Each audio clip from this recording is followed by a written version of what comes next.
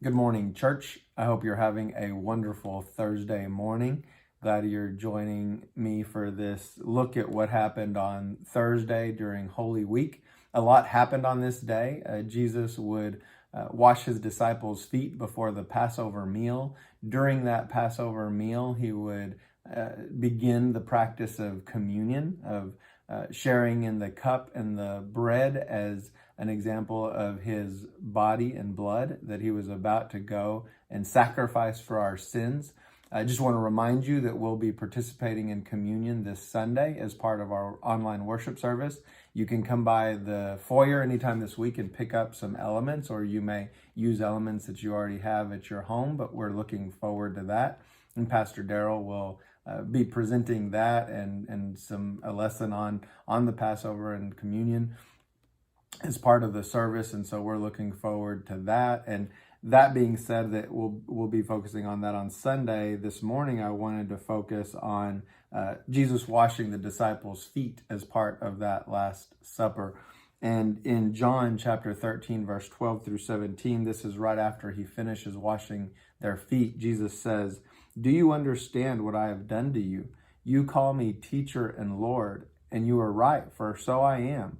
If then your Lord and teacher have washed your feet, you also to wash one another's feet. For I have given you an example that you should do just as I have done to you. Truly, truly, I say to you, a servant is not greater than his master, nor is a messenger greater than the one who sent him. If you know these things, blessed are you if you do them." And I think it's just amazing that Jesus, their Lord, their Master, the King of Kings and the Lord of Lords, would humble himself to serve the disciples. And he'd humble himself in so many ways throughout his ministry. And here on the last day, the last time that he has with them individually before he goes through the trial and through the crucifixion, he takes time to wash their feet, to serve them, to teach this lesson. And over throughout his time with them, this topic of position, of pride came up.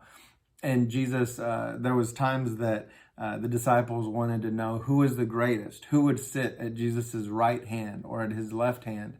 And Jesus addressed this multiple times. And again, here on the last night, on the Last Supper that he has with them, he addresses that topic again. And I think that just highlights how important this was and how important it is for us to see what he was saying. And he says, if you believe this, if you love me, if you follow me, you'll do this as well. You'll follow this. And I think he's speaking to us as much as he was speaking to the disciples, that there is no task too menial. There's nothing that the Lord, that the Father could call us to do that's beneath us.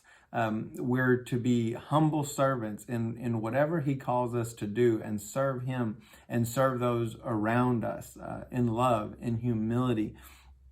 And Jesus was telling his disciples, look, I'm your Lord, I'm your master, and I'm going to do something that normally only the servants would do. And he humbled himself and washed their feet and said, look, guys, this is what you are supposed to do too. You're supposed to serve one another, serve others, love others.